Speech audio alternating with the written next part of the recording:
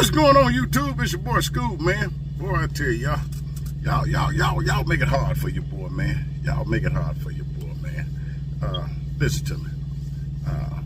One of the viewers, I don't think he's a dedicated follower, but he said, man, he always complaining. Dude, I'm not complaining at all. I just only wish that it was somebody out here, such as myself, that put stuff out that can help a driver to show you what you're going through, what's going on out here, man. It ain't peaches and creams out here, dog. I'm here to tell you. It ain't peaches and cream out here no more. The trucking industry has changed. Every year, every day is changing every day. Number one, we're coming out with new drivers. And there's nothing against my new drivers. Hey, I was a new driver. I was a rookie, you know, when I got out here. But hey, I learned as I went on. So, it's changing every day. It's changing every day, and it's getting worse. Dispatchers back then didn't talk crazy to you like they do now. And what I'm saying is, dispatchers feel that, hey, I can make your life worth for living hell, and that's how they feel. They can control your life because they can get you out here and know you're supposed to be home on Friday for to get your time in, or get in by noon Saturday, and they can linger you around. They can have a load. I've seen it where loads were sitting right there in front of a driver, going straight to his terminal, and they would give it to another driver and give him another load, and then when that load delivered, then they'll get him a load toward the house. I've honestly seen it. So I'm not just picking on dispatchers. I'm not just fussing. I'm just letting you know that, hey, instead of seeing the trucking industry get better and make it where it was fun back then, make it even better now, each year is supposed to get better. Each year. With each year comes better, more rewarding, more rewards. But in this case, each year is going down, down, down. It ain't going up. It's going down, down, down. Dispatchers are quick to talk crazy to you, and some of them can ask the most stupidest questions. What they say? Well, I noticed you took a 10-hour break. Why did you sleep an extra 2 hours? Duh, I was tired. Wouldn't that seem logical? I noticed that the customer is open 24 hours, so why did you not go on in there? You said it was an appointment set on it. Oh, well, they'll go on and take it. You know, they do stuff that you don't expect for them to do. Just like new drivers out here, some of the new drivers do things that they don't expect, you don't expect them to do. But I'm gonna tell you a little secret about my new drivers, my apprentices. When an apprentice gets into a situation, it's not that they're intended to do anything wrong. They panic. My apprentices panic because they're in this big old piece of equipment. They're trying to do what's right. They're trying to get it back in. When they hit something or strike something, they panic. They don't stop. They don't set the brakes. Take a breather. Gather the thoughts. Get out. And look, they don't. They just keep trying to turn it around, trying to get out of this situation and everything. I saw a truck driver come up on the low bridge. Y'all saw the video. I ain't gonna call the trucking company name, but y'all saw the video too, where he come up to the bridge. He kept trying to turn it around instead of stopping, gathering your thoughts. Man, that's a 12-2 bridge. I can't get under that. Well, let me put my flashes on and let them people come on around. And once they come around, bag up. I notice it's a street right here to my right. Bag up. Go down this street. Put my flashes on, bag back, go back to where I came. Easy to do. But most of them, in that situation, the driver panicked. He panicked. And the reason why I'm fussing, they say I'm fussing. I'm not fussing, Doc. I'm just trying to be straightforward with you, man. That's all it is. To the young man that said I'm fussing, I'm just being straightforward with you, man. And I wish it was drivers, like I said, out here when I was coming into this that was shooting straight forward. Drivers out here now would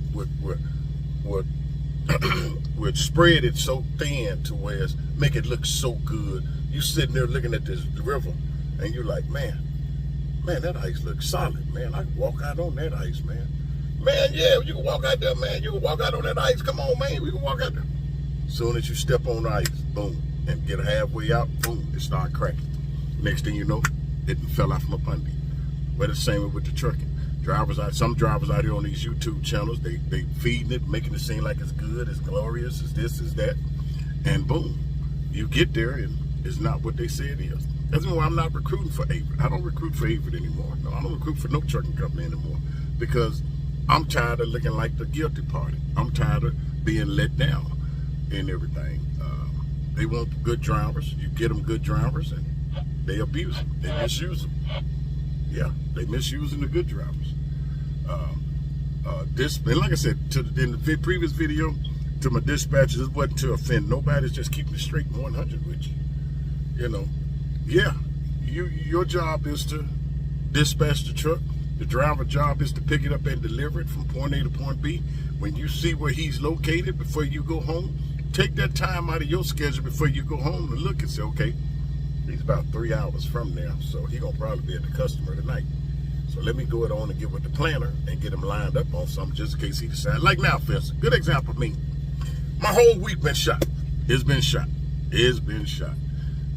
Monday, like I said, I had to go to the doctor. It's time for my yearly physical, yearly checkup, blood work, everything, which is none of your business but your boy Scoob telling you. That's what it's time for. I do it every year. I go get a prostate check. I get my blood check. I get my cholesterol, everything, heart, blood pressure, everything checked. Because even though you could be the healthiest person out here and still have a heart attack, a stroke, pass out, end up hurting yourself or hurting somebody else. Okay? Everybody remember one thing. If you don't believe in God, that's your choice. But everybody out here has a number. Everybody out here has a number on their life. Whether you want to believe me or not, everybody has a number on their life. Think about the babies that was born that ain't even able to see one year old. Okay, think about the ones that been born that ain't even seen 5. Ain't even seen 10, 20, 30 years old, 18 years old. Hadn't even seen 18. 4 young girls, 15, 16, and 2 17-year-olds. Left school, go get something to eat. Came to an intersection, laughing, having fun, what normal young ladies do. And then looked one way and looked the other way, pulled out, bam, truck impacted them.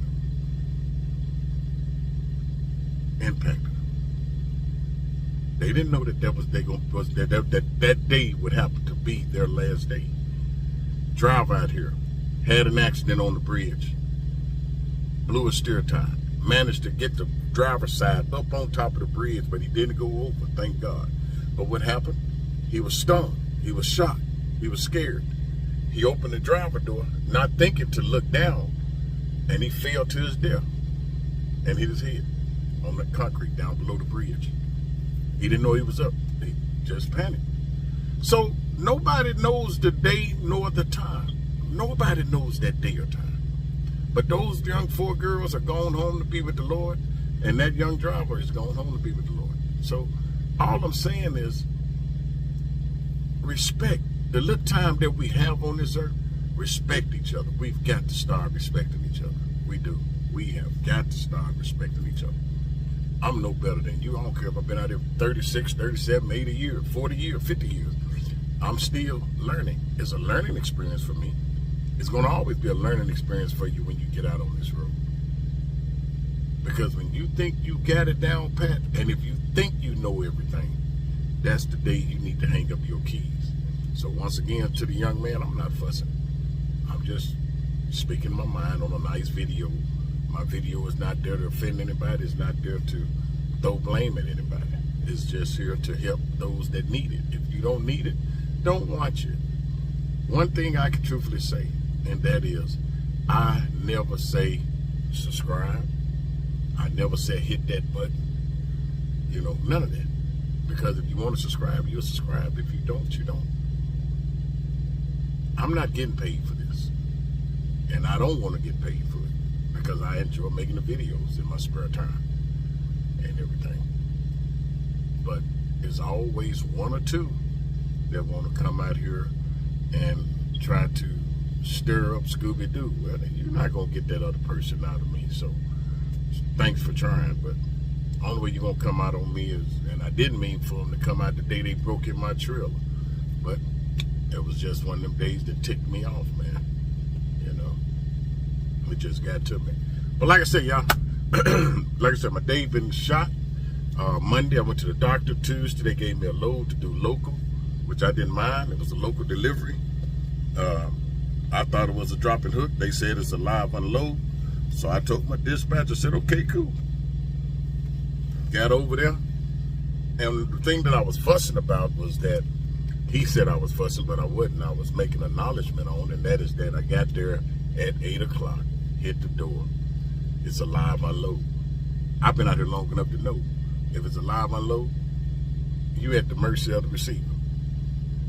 I had 120 bills, so that means it was 120 pieces that had to be found in the back of this trailer back here, and they had to go through each one of the pallets and stuff. So it is what it is. I'm sorry, 180 bills. I had 180 bills, and each product, each bill had 1 or 2 boxes, 5 boxes, 10 boxes, or 6 boxes, 20 boxes, but there was 180 bill of lands in that stack, man. Yes. So, what can I say? What can I say? And she said, now it's going to be a while, so get you a pillow and a blanket. I said, don't worry about it, darling. I'm going to jump out here and go to bed. Just let me know when you got me done. So, I know it's going to take a while. The dispatch ought to know that if they should send me over there. But here's what I have with the dispatch on that specific day. Why would you ask a driver to go inside and piss this woman off? Why don't you pick up the phone and call? That's your job. You want to know? All I can tell you is no, they still working on it. How long it's going to be? I don't know. Okay, once I tell you I don't know, that means it's in your ball. Go in there, hey, you're so-and-so with so-and-so. That's where you step in and call and find out how long it's going to be. It's not my job. One thing I can say to each driver out here, when you're at a receiver and it's a live unload, just sit back and wait. Because the more you go in there disturbing them people at their window, the longer it's going to take. And if you think I'm lying, try it one day. Just sit back and watch. Go in there and see how long it takes. Because you got to remember, they'll tell you in a minute. They're paid by the hour, not by how many trucks they load. They're paid by the hour. And God forbid if they got 3 shifts. You might luck up and get out of there on that first shift, but if not, then the second shift will get you. And if you get there during the second shift, the third shift will get you. So don't piss people off. Don't piss them off. You go in there one time, she said, well, they still working on it. Okay, don't go back in there. If your company wants to know how much longer it is, tell them to call the receiver. Well, I'll tell you what, you call the receiver because I'm not going back in there. That's all the video is about. That takes the blame off of you. The company can't say that you're in there disturbing them, being rude, and say, well, hey, we don't want him back here no more. He's been banned for our mob property. And they can't do that. But the company gonna fault you because you caused them to lose that business. You don't think about that, do you? But like I say, y'all, I'm just saying, I'm just talking. It's not to, once again, to offend anybody. It's just your boy Scoob talking, having a nice conversation. Okay? But y'all, I'm gonna take me a quick power nap. I'll probably lay down here. If I ain't got but 3 hours, I hate to get to moving on this interstate out here and they still talking about it's closed. Then I can't get nowhere. Then I'm messed up. See what I'm saying? I can't do it. I can't do it, can't do it, can't do it. But to each and every one, y'all be careful, be safe. Once again, thank you for making Scooby-Doo channel what it is. And it's your boy Scooby-Doo. And I will get with you all when I get up. Take my little power nap right quick. We're here in Montgomery, Alabama. Yeah, Montgomery, Alabama. We got a yard here. It ain't a big yard. It's a little bitty yard, but we're here. So we'll talk to you in a little bit. All right, your boy Scooby-Doo. Might as well put your hands together.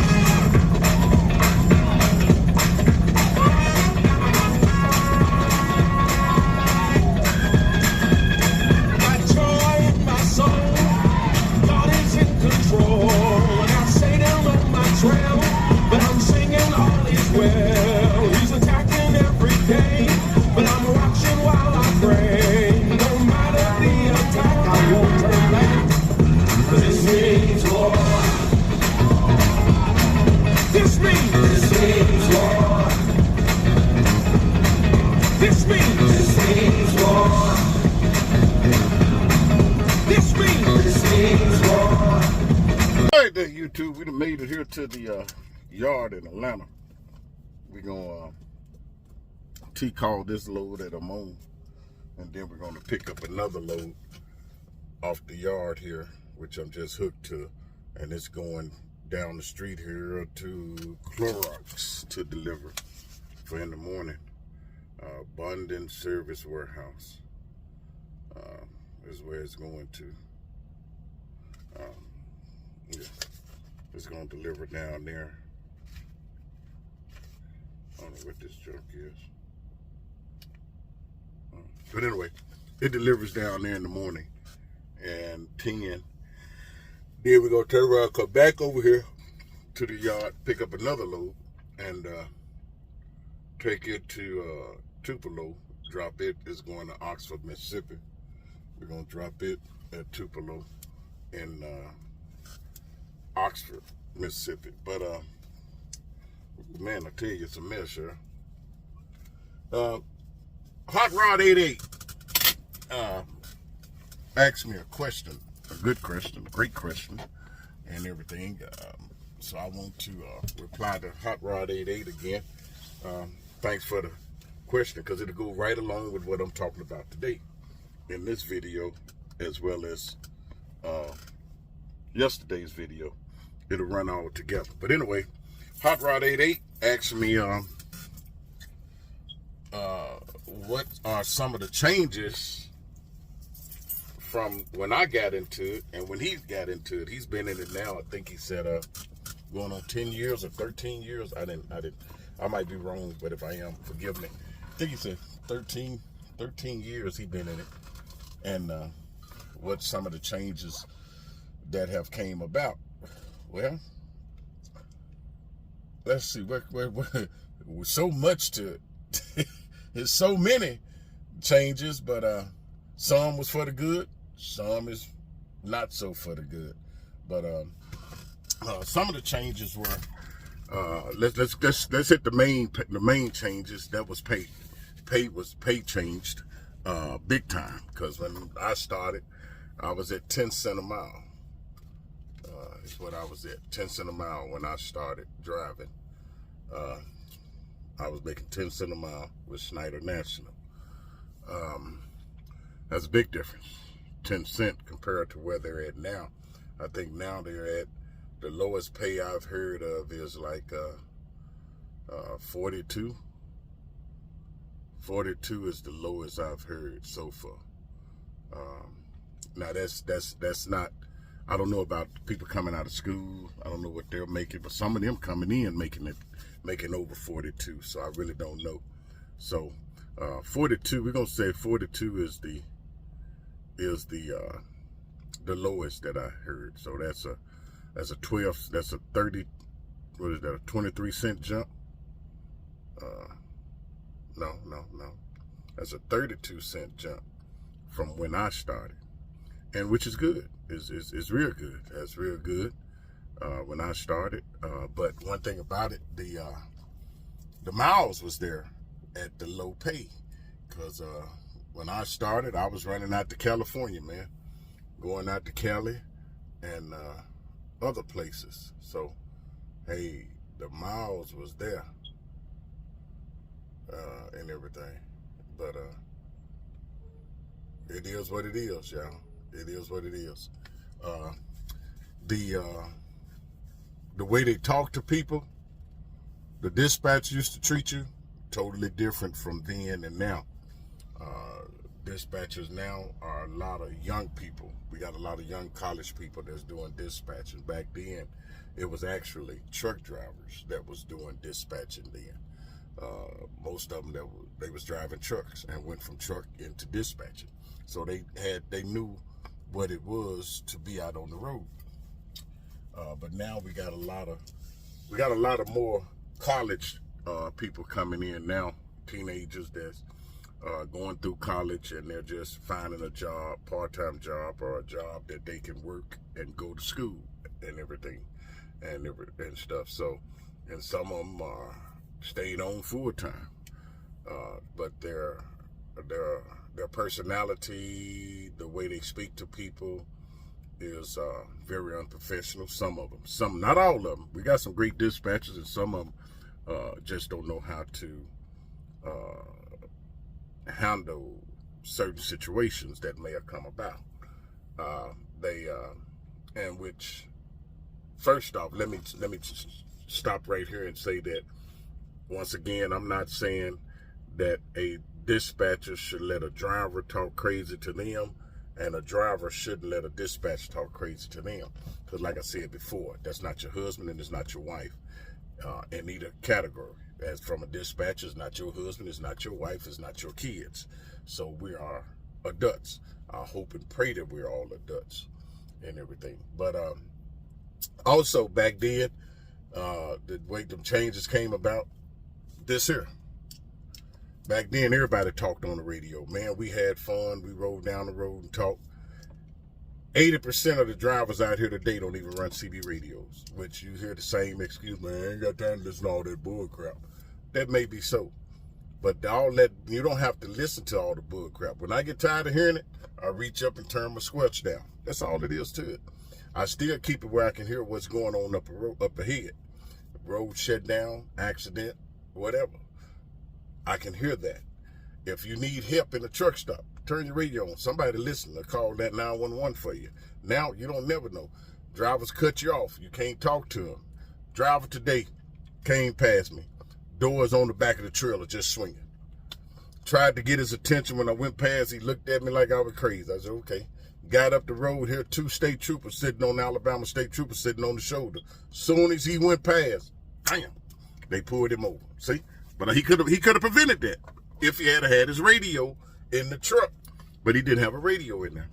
He could have prevented that. So I don't know if he got a ticket or not, but he wouldn't have got stopped if he had had his radio. So that's what I'm saying. So that's a big difference in there and stuff. You know what I'm saying? As far as the radios, drivers don't run CB radios no more. Drivers, when you broke down on the side of the road, shoot, man, you might see 6 drivers on the side of the road with one driver that's broke down. 6 trucks with one driver broke down. And you might have a state trooper in behind them making sure that don't nobody run into them while they help get that truck up and running. Now, your own freaking company drivers, shoo, will fly past you. Won't toot the horn, won't get on the radio, hey, you okay over there? Won't say nothing to you. Those are the changes I'm talking about, man. Those are the changes right there. We used to be able to park in shopping centers, parking lot, malls, parking lots, park at the customer. No problem. Never had any problems. Why? Because back then, drivers respected the parking lots. They respected people's property. They picked up their trash. They disposed of it. They didn't go into Walmart and go grocery shop and come out with a basket full of stuff, put it in their truck, and leave the boxes in the basket and then throw a bag of crap in the basket with the boxes. We didn't do that back then. We didn't do that back then. Driver going down the road, going down the mountain, he get on the radio. Somebody say, hey, so-and-so, your brake smoking, man. Let up off your trailer valve. Quit riding your brakes. Let up off your trailer valve. Now you said something to a driver, man, you drive your darn truck. Let me drive my own truck, man. You drive your truck, man. the hell with what you said. Yeah, that's what you're encountering out here, man. Yeah, we used to still do the same thing. Now, one thing ain't changed. You still got the name callings out here, man. A driver sitting in a truck stop, hide behind his curtain, take the microphone, stretch it in the curtain, and talk crazy, call people names. Yeah, we still got that out here, but, you know, that ain't going to change, man. That ain't going to change. But those are some of the important things that have changed in the trucking industry. Nobody cares about nobody out here. Nobody. It's bad when your own company driver. I promise you. I was going across 78 and trucking company, big name trucking company, was sitting on the shoulder, had his hood tilted over. I know for a fact it was two in front of me and one behind me had my radio on. Ain't nobody said nothing to the driver. Why? Because he probably didn't have a radio. For one, they probably didn't even run radios. But they passed him up. Shoom, shoom. You know, I hollered on the radio, hey, man, you got any company? Yeah, I got help coming. Appreciate you checking there. No problem, man. You know, if I something that he could, that I had, that he could fix his truck, I don't mind stopping and helping. But at that time, he said, Lugs was on the way. So, hey, I'm cool. I said, all right then, man, be careful, be safe. I'm going to roll on. You know. But your own company drivers will not stop and check on you. Will not see if you're okay. It don't take long to hit your brake. You see them up there. Because number one, you're supposed to be scanning all the way up ahead anyway. Man, that looked like an Avis trail up there. Man, put the flashes on, pull in behind them. Hey, man, you all right? They got somebody coming to you. All right, you need anything, water? All right, then. I'm going to get on out of here. So, roll on out. But you'll never see a company driver do that to another driver. You'll never see another trucking company out there do it. They'll see a man sitting on the side and then won't even move over. I remember back then, we'll move over in a minute. Driver seat up there. You could be in one lane, he's in the hammer lane. He looking up ahead, he see that truck on the shoulder. He'll bag out so you can come over, get on past him, get back over. They won't do that no more. You got drivers out there now sitting in the center lane, running 55 miles an hour, and it's a 70-mile zone. Sits in that right lane, in that middle lane. Won't move over to the right. Ain't nothing over there. Those are the changes that then came about, man. It's not for the good. It's steady going down. The changes are going down instead of coming up with it. Dispatchers, they talk crazy to you, go off on you, talk smart and stuff. Yeah, they do, but that's them. I don't know if they give them a class and say, hey, you need to be able to stand up against these drivers. You need to keep your foot down.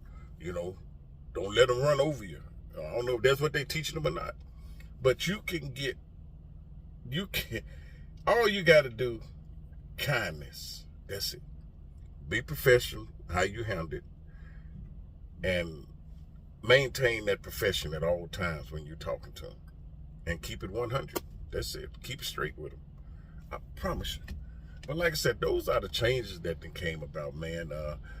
We didn't have no cameras in no truck. We didn't have cameras in the trucks. Why? We didn't have cell phones when I first started. We didn't have cell phones. We had a beeper. Beep, beep, beep, beep. You look at that beeper and you stop at a truck stop somewhere and you call home. Or you turn around and you get an 800 number for your house. Well, like I did. I got an 800 number of my home. I can call and talk to my wife when I started.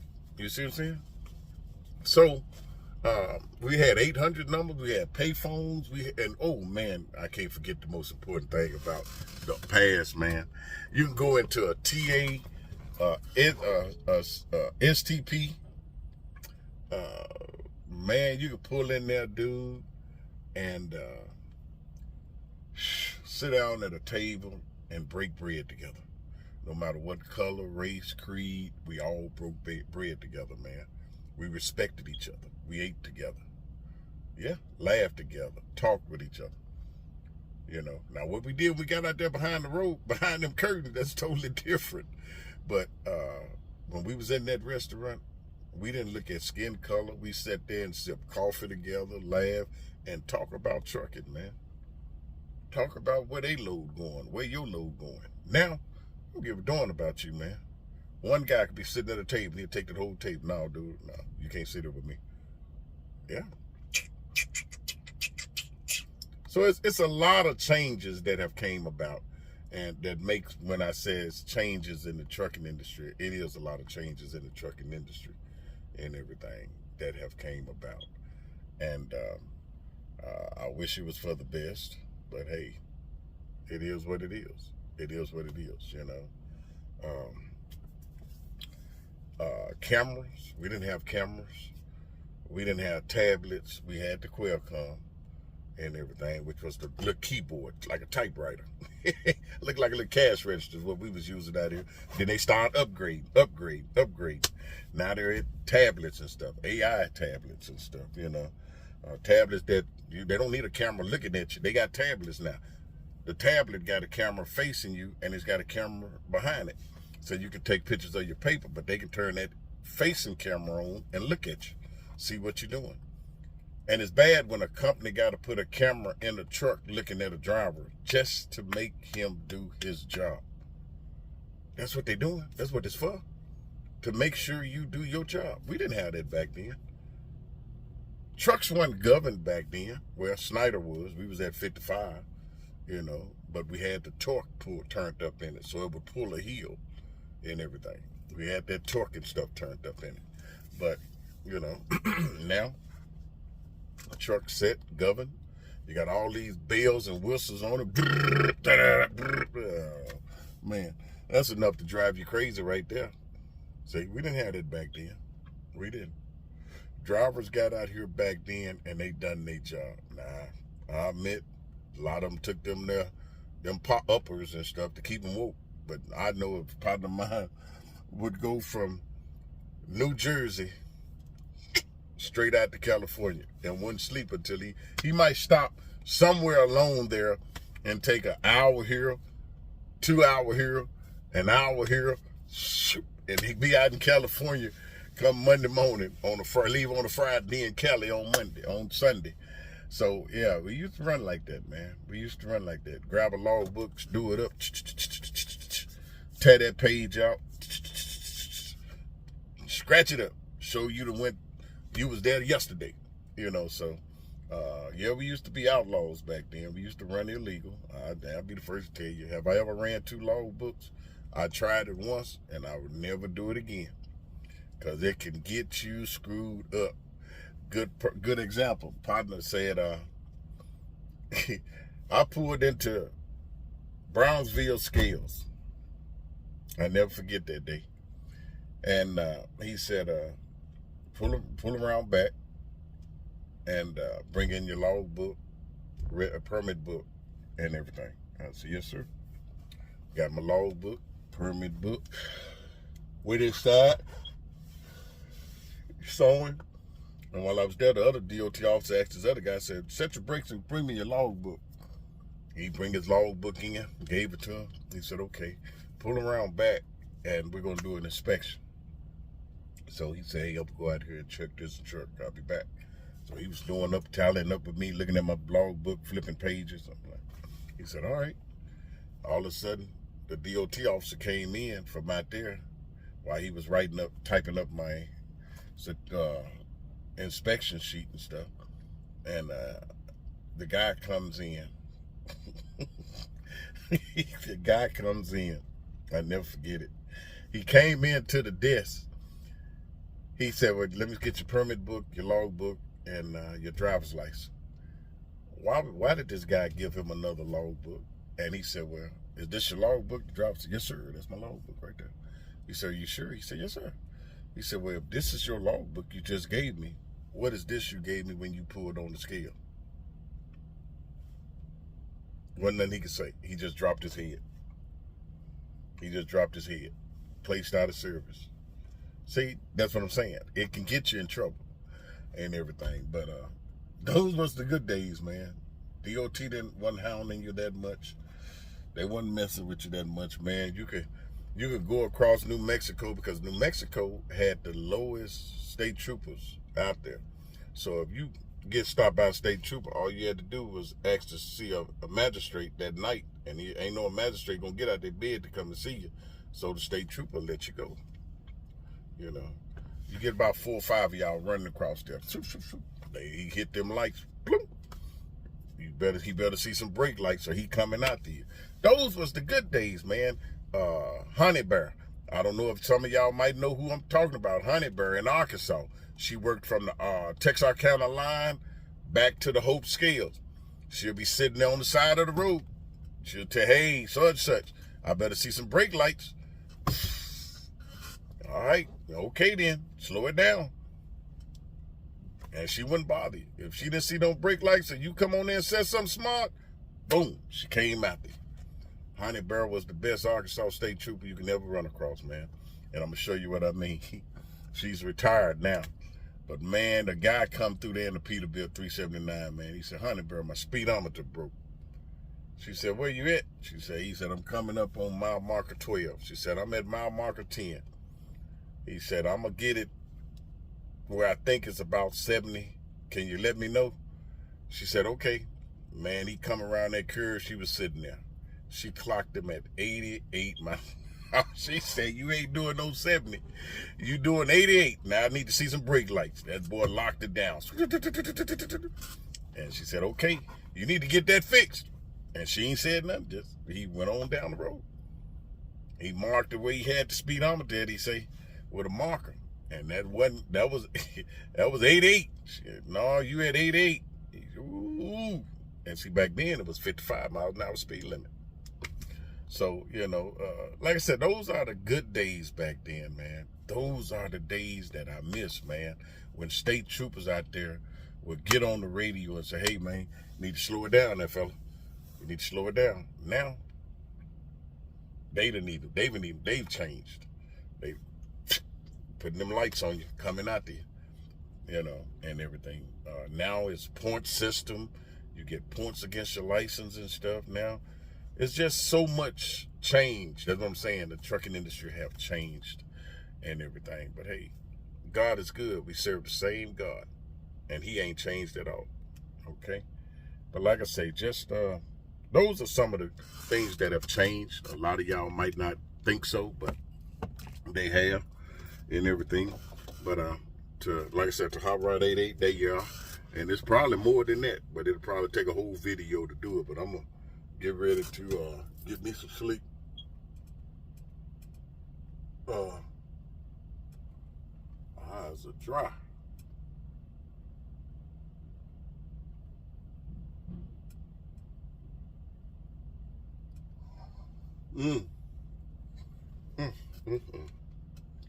Man, my eyes are dry. Every time I come from Texas, it does that, man. My eyes get dry. But anyway, y'all excuse me for that, man. I got to put some eye drops in my eyes, man, and everything. But like I said, other than that, like I said, we're here. We're going to go deliver this in the morning, and I hope that answers the question. But like I said, to go into real depth detail in that, it would have to take a whole separate video, and I will get to that video one day. Because back then, when I started, diesel was anywhere from 37 to 50 cents a gallon back then. 37 to 50 cents a gallon. It didn't go up over $2 to $2 until 2005. Diesel shot up. You think I'm playing? Look it up.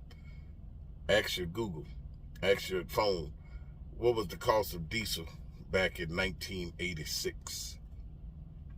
And then it'll tell you when diesel went up to $2 in 2005. That's when it shot up to $2 a gallon. But back then in 86, 37 to 52 cents a mile. A gallon. 37 to 52 cents a mile is what diesel used to cost. Diesel was the cheapest thing out here. Gas was going up, but diesel was the cheapest thing out here. And then they went to another thing is these automatic trucks. We didn't have automatic trucks back then. They didn't know nothing about no automatic trucks. If it's either a 9, a 10, a Super 10, 13, or an 18. Those was the only 5 transmissions we had out here. A 9, a 10, a Super 10, a 13, and an 18. If you couldn't drive those 5, you couldn't drive a semi. But now, you got restrictions. You go into training. If that school don't, and I'm going to say this to all my apprentices coming into this or people that want to get into this, find a school that will train you on an automatic and a manual. That way you're not confined to just an automatic. You're not restricted. Your license isn't restricted. Okay? Learn how to drive a manual. Automatic, anybody can drive. But a manual, it takes a driver. It takes a driver. Now, it'll take a toll on your leg now. I promise you. You don't wear that leg out, buddy, and everything. They clutch. But once you learn how to float the gears, you won't have no problem. All right? But I'm going to bring it to a close. This is your boy, Scooby-Doo. Thank each and every one for making the channel what it is today. This is your boy, Scooby-Doo. Y'all be careful. Be safe. Keep the good Lord with you in everything you do and say. And continue to keep Scooby-Doo and my wife in your prayers. We'll do the same for each and every one of you all. We love you. We thank God for you. Like I said, I'm hooked to the trailer. I'm going to get back here and fix me some supper. And then we're going to call it quits, yeah? We're going to call it quits. So y'all be careful. Be safe. Remember one thing. There's no load more important than your life. So when you feel yourself getting sleepy, pull it over and take a nap. Get you some rest, okay? This is your boy, Scooby-Doo. We'll talk to you then.